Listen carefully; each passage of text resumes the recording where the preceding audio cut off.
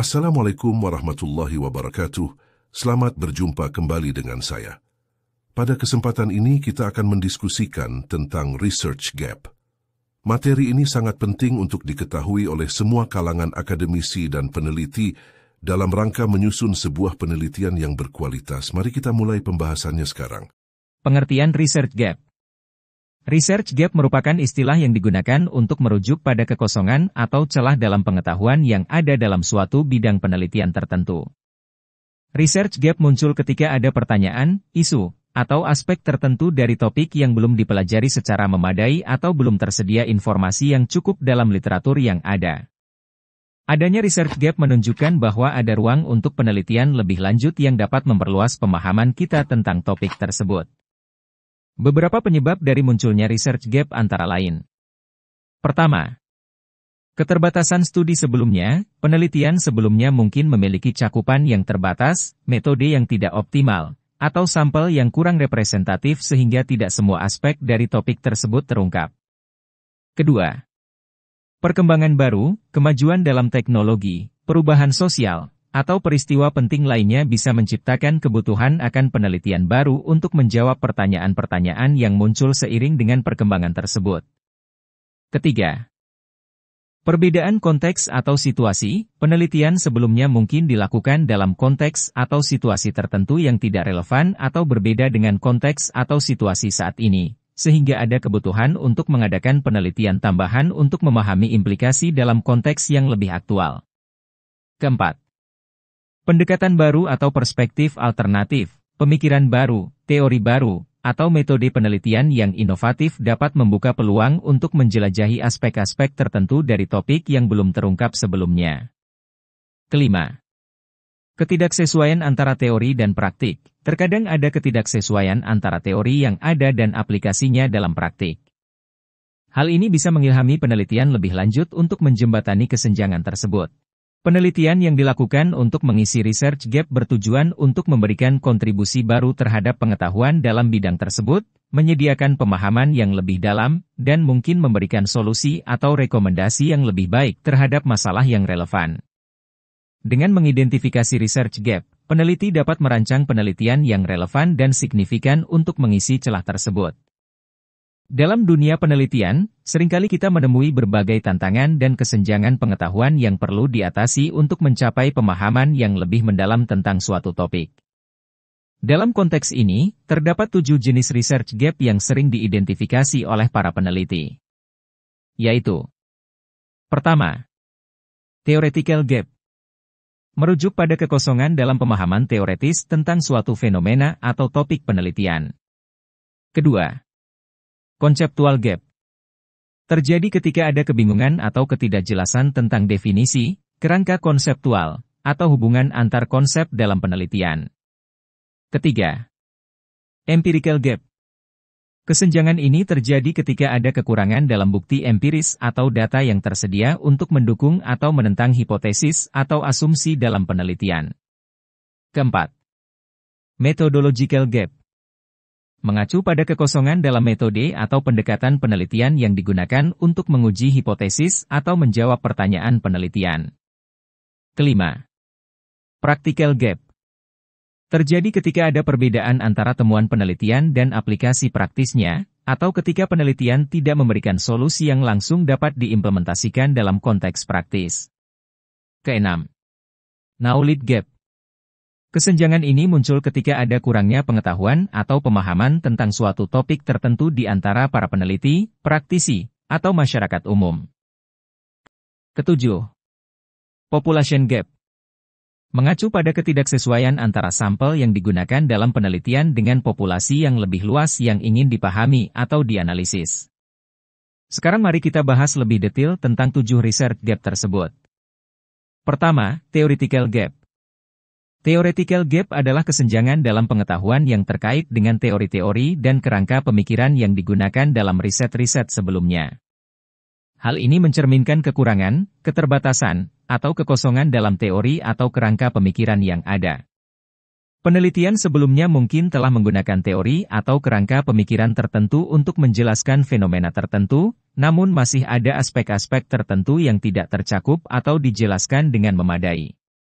Ini bisa disebabkan oleh berbagai faktor, seperti batasan dalam cakupan teori, asumsi yang terbukti tidak akurat, atau kurangnya dukungan empiris bagi beberapa aspek dari teori tersebut. Dengan mengidentifikasi theoretical gap, peneliti bermaksud untuk menambah sesuatu yang baru atau memperbaiki teori atau kerangka pemikiran yang ada. Mereka dapat melakukan ini dengan memperkenalkan konsep baru, menambah variabel yang relevan, mengintegrasikan teori-teori yang berbeda, atau bahkan mengembangkan teori baru sepenuhnya. Tujuannya adalah untuk meningkatkan pemahaman kita tentang fenomena yang diteliti dan memperbaiki prediksi atau penjelasan tentang fenomena tersebut. Berikut adalah penjelasan singkat tentang strategi-strategi yang dapat digunakan untuk mengatasi theoretical gap. Pertama, menambah variabel pada kerangka pemikiran. Salah satu cara untuk mengatasi theoretical gap adalah dengan menambahkan variabel baru pada kerangka pemikiran berdasarkan penelitian-penelitian terdahulu. Variabel tambahan ini bisa berupa mediator atau moderator yang dapat memberikan pemahaman yang lebih dalam tentang hubungan antar variabel yang ada. Kedua, menggunakan teori dari bidang lain.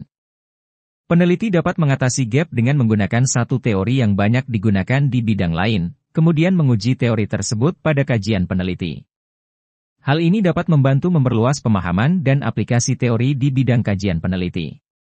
Ketiga, menggunakan kerangka pemikiran yang sama dengan penelitian-penelitian sebelumnya.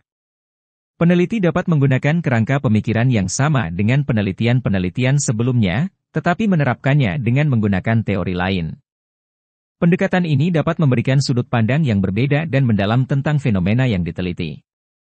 Keempat, menguji kerangka pemikiran yang ada pada bidang kajian peneliti. Mengambil satu kerangka pemikiran yang telah digunakan dalam penelitian-penelitian sebelumnya dan menguji kecocokannya pada bidang kajian peneliti dapat membantu untuk mengisi theoretical gap dalam konteks yang lebih spesifik. Kelima, uji dengan mediator atau moderator yang berbeda. Peneliti dapat menguji kerangka pemikiran dengan mediator atau moderator yang berbeda berdasarkan penelitian sebelumnya, atau menambah mediator-moderator baru. Hal ini dapat membantu untuk memperluas pemahaman tentang hubungan antar variabel yang ada. Keenam, buat kerangka pemikiran yang baru. Jika diperlukan, peneliti dapat membuat kerangka pemikiran yang baru dengan kontribusi yang tinggi terhadap penelitian mereka. Pendekatan ini memungkinkan peneliti untuk mengatasi gap dengan memberikan sudut pandang baru atau memperkenalkan konsep-konsep inovatif. Dengan mengimplementasikan strategi-strategi di atas, peneliti dapat mengatasi theoretical gap dan memberikan kontribusi yang signifikan terhadap pengembangan pengetahuan dalam bidang penelitian mereka. Conceptual gap merujuk pada kesenjangan konseptual yang terjadi dalam sebuah penelitian atau kajian. Hal ini dapat muncul ketika terdapat beberapa konsep yang digunakan dalam kajian, namun definisi atau pengembangannya berbeda antara satu sumber dengan sumber lainnya, atau ketika ada konsep yang tidak jelas atau tidak terkait dengan teori tertentu. Strategi untuk mengatasi conceptual gap meliputi: pertama, meneliti tujuan konsep. Langkah pertama adalah memahami tujuan dari setiap konsep yang digunakan dalam penelitian. Ini mencakup memahami bagaimana konsep itu dikembangkan dan digunakan dalam konteks penelitian tersebut.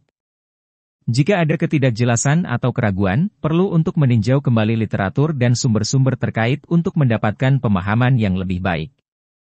Kedua, menggunakan konsep dari bidang ilmu terdekat. Jika terdapat kesenjangan konseptual, dapat dipertimbangkan untuk menggunakan konsep dari bidang ilmu terdekat atau yang relevan.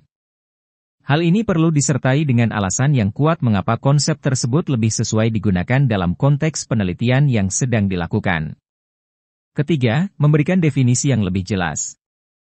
Jika terjadi ketidakjelasan atau keraguan terhadap suatu konsep, penting untuk memberikan definisi yang lebih jelas dan tepat. Definisi yang lebih jelas akan membantu memperjelas penggunaan konsep dalam penelitian dan menghindari kebingungan. Keempat, pengembangan konsep baru, jika diperlukan, dapat dipertimbangkan untuk mengembangkan konsep baru yang sesuai dengan tujuan penelitian. Langkah ini memerlukan pemahaman yang mendalam tentang konteks penelitian dan kontribusi yang diinginkan dari konsep yang baru dikembangkan. Dengan menerapkan strategi ini, peneliti dapat mengatasi konseptual gap dan memastikan bahwa konsep-konsep yang digunakan dalam penelitian memiliki landasan yang kuat dan relevan dengan tujuan penelitian. Empirical gap merujuk pada kesenjangan empiris yang terjadi dalam penelitian, yang mencakup ketidakkonsistenan temuan dari penelitian-penelitian sebelumnya, keberadaan bias, kelemahan, atau keterbatasan dalam metode penelitian yang digunakan, dan sampel yang tidak dapat digeneralisasikan pada situasi atau tempat yang berbeda. Untuk mengatasi empirical gap dalam penelitian, beberapa strategi yang dapat diterapkan adalah sebagai berikut. Pertama, reproduksi penelitian, melakukan pengujian ulang terhadap hipotesis yang sama dengan menggunakan sampel yang sama seperti penelitian sebelumnya. Dengan cara ini, konsistensi temuan dapat diidentifikasi dan diverifikasi, memastikan keandalan hasil penelitian. Kedua, evaluasi metode penelitian, tinjau kembali metode penelitian yang digunakan dalam penelitian sebelumnya. Identifikasi kelemahan dan keterbatasan dalam desain penelitian, pengambilan sampel, atau prosedur analisis data. Selanjutnya, upayakan untuk mengatasi kelemahan dan keterbatasan tersebut dengan menggunakan metode yang lebih baik dan lebih cermat. Ketiga, generalisasi hasil, periksa apakah sampel yang digunakan dalam penelitian sebelumnya dapat digeneralisasikan pada situasi atau tempat yang berbeda. Jika tidak, pertimbangkan untuk menggunakan sampel yang lebih representatif atau melengkapi dengan sampel dari berbagai konteks untuk memastikan hasil penelitian memiliki relevansi yang lebih luas. Dengan menerapkan strategi ini, diharapkan dapat memperkuat keandalan, validitas, dan relevansi penelitian dalam mengatasi kesenjangan empiris yang ada, serta meningkatkan pemahaman ilmiah dalam bidang yang diteliti. Methodological gap adalah kesenjangan yang muncul akibat keterbatasan dalam metodologi penelitian, baik itu menggunakan pendekatan kualitatif maupun kuantitatif. Hal ini juga dapat disebabkan oleh kelemahan dalam justifikasi yang digunakan dalam penelitian sebelumnya. Terkadang, penelitian sebelumnya mungkin hanya menggunakan pendekatan kuantitatif atau kualitatif saja. Namun, dalam penelitian berikutnya, mungkin relevan untuk menggunakan pendekatan campuran, mixed method, untuk mendapatkan pemahaman yang lebih komprehensif. Selain itu, penggunaan instrumen yang berbeda, tetapi menggunakan konsep yang sama, dapat menghasilkan temuan yang berbeda dalam penelitian. Untuk mengatasi methodological gap dalam penelitian, beberapa strategi yang dapat diterapkan adalah sebagai berikut. Pertama, pemilihan metode yang lebih baik. Memilih metode penelitian yang lebih baik untuk menjawab masalah penelitian dengan lebih tepat dan akurat. Ini mungkin melibatkan pemilihan pendekatan metodologi yang lebih sesuai atau penggunaan teknik analisis yang lebih canggih. Kedua, analisis yang lebih mendalam. Jika hasil penelitian sebelumnya memerlukan penilaian yang lebih mendalam, penting untuk menggali lebih dalam aspek-aspek tertentu dari penelitian tersebut. Ini bisa mencakup peninjauan kembali data, memperbaiki analisis statistik, atau menjelajahi dimensi-dimensi tambahan dari fenomena yang diteliti. Ketiga, penambahan metode penelitian, menambahkan metode penelitian tambahan untuk melengkapi pendekatan yang sudah ada. Misalnya, jika penelitian sebelumnya hanya menggunakan metode kuantitatif, maka penelitian berikutnya dapat menambahkan pendekatan kualitatif untuk memberikan wawasan yang lebih mendalam. Keempat, pemilihan instrumen yang tepat. Memilih instrumen yang paling tepat dan relevan untuk digunakan dalam penelitian, dengan mempertimbangkan kebutuhan penelitian dan konsep yang akan diteliti. Hal ini dapat melibatkan perbandingan beberapa instrumen yang berbeda sebelum menentukan instrumen yang akan digunakan. Kelima, pemilihan sampel yang berbeda, menggunakan sampel yang berbeda, seperti sektor yang berbeda atau jenis kelamin yang berbeda, untuk memperluas cakupan dan generalisabilitas hasil penelitian. Keenam, pengembangan instrumen baru. Jika instrumen yang tersedia tidak memadai, maka dapat dipertimbangkan untuk mengembangkan instrumen baru yang lebih sesuai dengan kebutuhan penelitian. Hal ini memerlukan desain, pengujian, dan validasi instrumen yang cermat sebelum digunakan dalam penelitian. Dengan menerapkan strategi ini, peneliti dapat mengatasi methodological gap dalam penelitian mereka dan meningkatkan kualitas serta validitas hasil penelitian yang dihasilkan. Practical gaps adalah kesenjangan dalam penerapan temuan penelitian ke dalam situasi praktis. Contohnya, mungkin diperlukan lebih banyak penelitian untuk memahami bagaimana menerapkan praktik berbasis bukti di lingkungan nyata atau untuk mengidentifikasi hambatan dalam menerapkan praktik tersebut. Jika dalam penelitian terdahulu telah teridentifikasi adanya kesenjangan praktis, practical gap, langkah-langkah berikut dapat membantu mengatasinya. Pertama, melakukan penelitian lanjutan. Lakukan penelitian lanjutan yang berfokus pada pengembangan solusi praktis untuk mengatasi kesenjangan tersebut. Penelitian ini harus difokuskan pada aplikasi langsung dalam situasi dunia nyata. Kedua, kolaborasi antara peneliti dan praktisi. Bangun kemitraan antara peneliti dan praktisi dalam bidang terkait untuk mendiskusikan masalah dan merancang solusi yang praktis. Ini memungkinkan penelitian dilakukan dengan mempertimbangkan kebutuhan dan kendala yang dihadapi di lapangan. Ketiga, penerapan prinsip desain berbasis pengguna. Gunakan pendekatan desain berbasis pengguna dalam pengembangan solusi. Ini berarti memahami kebutuhan, keterbatasan, dan preferensi praktisi yang akan menggunakan solusi tersebut. Keempat, pengujian dan evaluasi lapangan. Lakukan pengujian dan evaluasi solusi di lapangan untuk memastikan keefektifan dan kelayakan praktisnya. Dengan demikian, dapat diidentifikasi masalah atau hambatan yang mungkin muncul saat menerapkan solusi tersebut. Kelima, iterasi dan perbaikan berkelanjutan. Lakukan iterasi terus-menerus terhadap solusi berdasarkan umpan balik dari praktisi dan hasil evaluasi lapangan. Proses ini memungkinkan penyempurnaan berkelanjutan untuk meningkatkan efektivitas solusi. Keenam, diseminasi hasil penelitian, bagikan temuan dan solusi yang berhasil kepada komunitas ilmiah dan praktisi terkait melalui publikasi ilmiah, seminar, atau konferensi. Hal ini dapat menginspirasi penelitian lebih lanjut dan mendorong adopsi solusi oleh praktisi lainnya. Dengan mengambil langkah-langkah ini, diharapkan kesenjangan praktis yang ditemukan dalam penelitian sebelumnya dapat diatasi dan solusi yang lebih baik dapat diterapkan penelitian berikutnya. Practical knowledge gap mengacu pada kesenjangan dalam pengetahuan praktis yang mempengaruhi kemampuan untuk mengaplikasikan intervensi atau pengaruh dalam suatu lingkungan tertentu. Faktor-faktor seperti budaya, agama, budaya organisasi, kepemimpinan, dan kepribadian dapat menjadi penyebab utama dari kesenjangan ini. Misalnya, perbedaan budaya atau nilai-nilai organisasi dapat membuat sulit untuk menerapkan praktik yang efektif dalam lingkungan yang berbeda. Selain itu, kesenjangan praktis juga dapat timbul akibat perbedaan perilaku antara para profesional dan norma yang lazim di lingkungan mereka. Perbedaan ini bisa menyebabkan konflik atau hambatan dalam menerapkan intervensi yang diperlukan. Oleh karena itu, penting bagi peneliti untuk mengidentifikasi ruang lingkup konflik dan memahami alasan di balik perilaku yang ada. Untuk mengatasi practical knowledge gap, peneliti dapat melakukan beberapa langkah, termasuk: pertama, penelitian konflik dan alasan di baliknya. Peneliti perlu menyelidiki penyebab konflik dan hambatan dalam menerapkan intervensi di lingkungan tertentu. Ini memungkinkan mereka untuk memahami secara mendalam faktor-faktor yang mempengaruhi praktik di lapangan. Kedua, pengembangan intervensi baru. Berdasarkan pemahaman tentang penyebab kesenjangan praktis, peneliti dapat mengembangkan intervensi baru yang lebih sesuai atau efektif untuk mengatasi tantangan yang ada. Ini dapat melibatkan pengembangan pendekatan atau strategi baru yang lebih cocok dengan konteks lingkungan yang bersangkutan. Dengan demikian, penelitian tidak hanya bertujuan untuk mengidentifikasi masalah, tetapi juga untuk mengembangkan solusi yang dapat diimplementasikan dengan baik dalam praktik.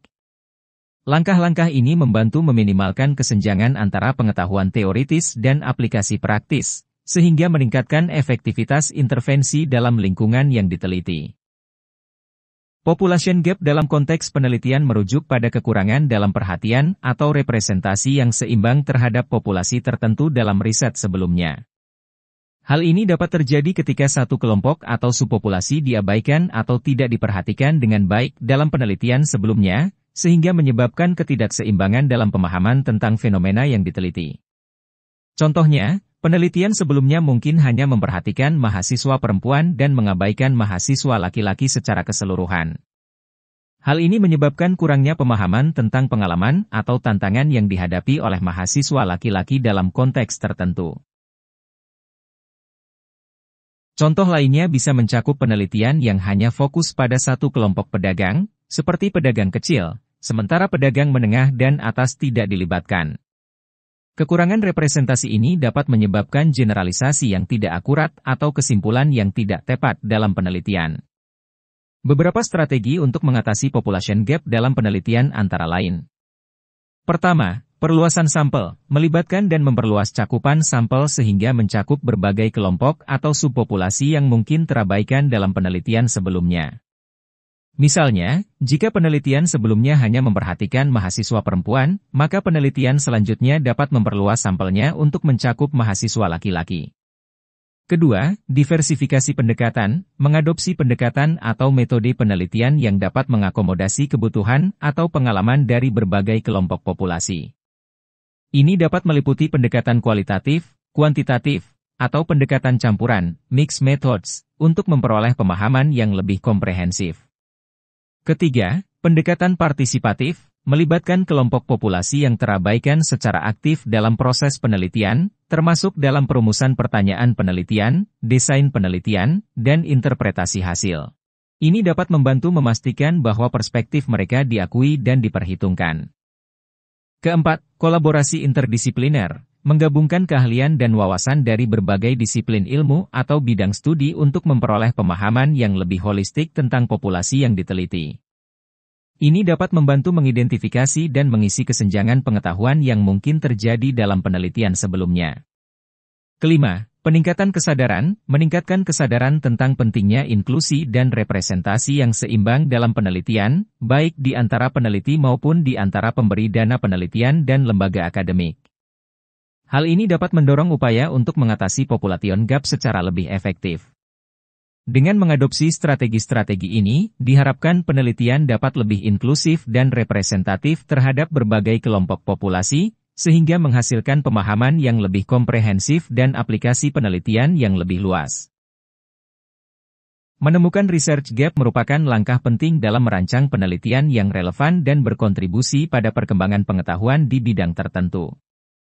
Berikut adalah penjelasan mengenai metode yang efisien untuk menemukan research gap beserta contohnya. Pertama, mencari konsep yang luput dari penelitian. Metode ini melibatkan identifikasi konsep atau topik yang belum mendapatkan perhatian yang memadai dari penelitian sebelumnya. Peneliti kemudian berusaha untuk mengeksplorasi dan menjawab pertanyaan-pertanyaan yang terkait dengan konsep tersebut. Contohnya, jika sebelumnya hanya sedikit penelitian yang mengkaji pengaruh X terhadap Y, peneliti dapat memilih untuk mengeksplorasi hubungan tersebut lebih lanjut. Kedua, menganalisa celah dalam penelitian. Peneliti melakukan analisis mendalam terhadap penelitian yang sudah ada untuk mengidentifikasi celah atau kelemahan dalam metode, temuan, atau interpretasi data. Contohnya, penelitian sebelumnya mungkin tidak memperhitungkan faktor Z yang dapat mempengaruhi hasilnya, sehingga peneliti berikutnya dapat memperbaiki penelitian tersebut dengan mempertimbangkan faktor Z.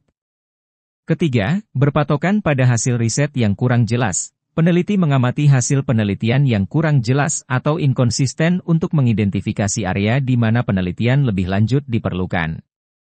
Contohnya, jika ada penelitian yang menyimpulkan hubungan antara A dan B tidak signifikan, namun penelitian lain menemukan hasil yang berbeda, maka peneliti dapat menginvestigasi lebih lanjut untuk memahami faktor-faktor yang memengaruhi inkonsistensi tersebut. Contoh-contoh research gap yang disebutkan dalam tulisan adalah: Contoh 1, terdapat perbedaan hasil antara penelitian si A dan si B mengenai hubungan antara kompensasi dan kinerja karyawan. Hal ini menunjukkan adanya kebutuhan untuk penelitian lebih lanjut untuk mengeksplorasi faktor-faktor yang mungkin menyebabkan perbedaan tersebut, seperti konteks organisasi, jenis kompensasi yang digunakan, atau metodologi penelitian yang berbeda. Contoh 2, dalam penelitian mengenai hubungan panjang material benda A dengan kekuatan, terdapat inkonsistensi antara hasil penelitian yang menunjukkan bahwa panjang material yang lebih panjang membuat benda lebih kuat dan penelitian yang menunjukkan sebaliknya. Hal ini menunjukkan perlunya penelitian lebih lanjut untuk memahami faktor-faktor yang mempengaruhi hubungan tersebut, seperti struktur material, pengolahan, atau kondisi lingkungan.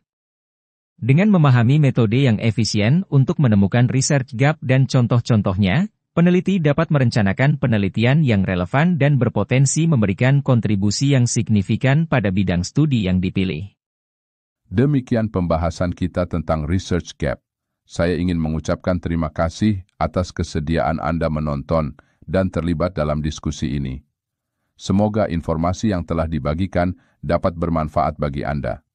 Jika Anda memiliki pertanyaan lebih lanjut atau membutuhkan bantuan lainnya, jangan ragu untuk menghubungi kami kembali. Terima kasih dan semoga hari Anda menyenangkan. Assalamualaikum warahmatullahi wabarakatuh.